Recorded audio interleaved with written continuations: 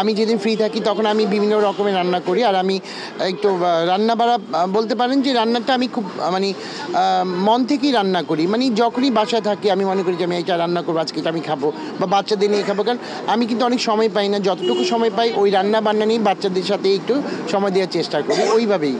ঈদের তো অনেক কাজ করছি অলরেডি করছি, যেহেতু সামনে একটা ফেস্টিভ্যাল, এই ফেস্টিভ্যালের জন্য অনেক কাজ করতে হয় আমার, যেহেতু আমি একজন কোরিওগ্রাফার হিসেবে অনেক দায়িত্ব থাকে।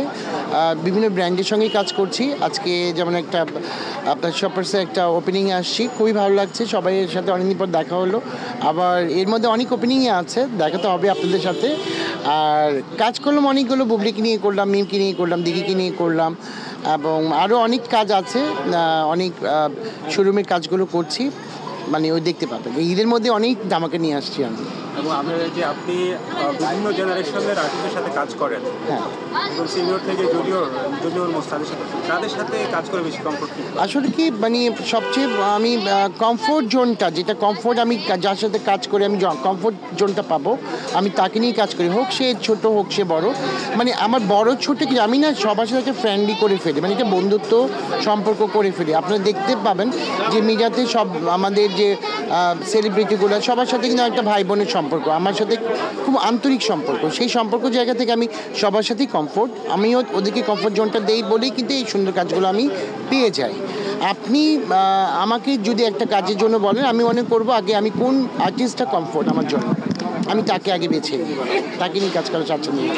আমরা দেখছি রিসেন্টলি আপনারা নতুন জুটি উপহার দিয়েছেন এবং ওদের সাথে ওয়াসিফ খান সিয়াং একজন মডেল, তো এই আইডিয়াটা কোথেকে এলো? আইডিয়াটা আমার মনে হলো কি যে আপনারা জানেন কি না যে বাপ্পি শাহকে কিন্তু আমি এইরকম একটা হিরো বানিয়েছি। এই বাপ্পি শাহ কিন্তু আমার হাত ধরেই আসছে।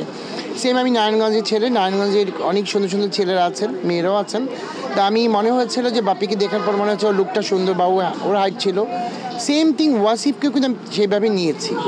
দেন নেওয়ার পরে দেখলাম অনেকেই মানে লুফে নিচ্ছে ওয়াসিফকে, যে এত সুন্দর একটা ছেলে, এত সুন্দর মানে দেখতে, ও মানে হিরো, ওর জন্য কিন্তু অনেক ভালো ভালো কাজে অফার আসছে। কারণ ও স্টুডেন্ট, ওর একটু পড়ালেখার চাপ আছে বলে এই মুহূর্তে ও একটু মিডিয়াতে নেই। তবে আশা করি সামনে অনেক কিছু দেখতে পাবেন, ভালো কিছু দেখতে পাবেন।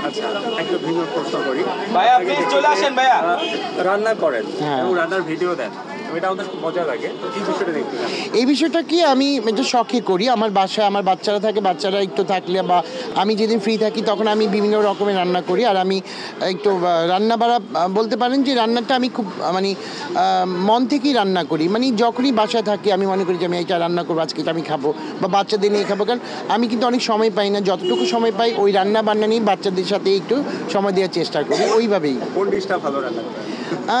আমার কাছে সব ডিশই ভালো হয়। আমি ডালটাও ভালো রান্না করি, মাংস ভালো রান্না করি, মাছ ভালো রান্না করি, পোলাও রান্না করি ভালো। কিন্তু কোনটা বলবো, তার মধ্যে বলবো চিকেনটা আমি খুব ভালো রান্না করি। হ্যাঁ হ্যাঁ, অনেক আর্টিস্টই খেয়েছে, এর মধ্যে নামগুলো বলবো না। আচ্ছা, সামনে ঈদ, ঈদে দর্শকের উদ্দেশ্যে দর্শকদের বলবো যে আমার জন্য দোয়া করবেন, আর আমি যেন আপনাদেরকে ভালো ভালো কাজ উপহার দিতে পারি। আর আপনাদের জন্য অনেক শুভেচ্ছা এবং ভালোবাসা। সবাই ভালো থাকবেন। Thank you.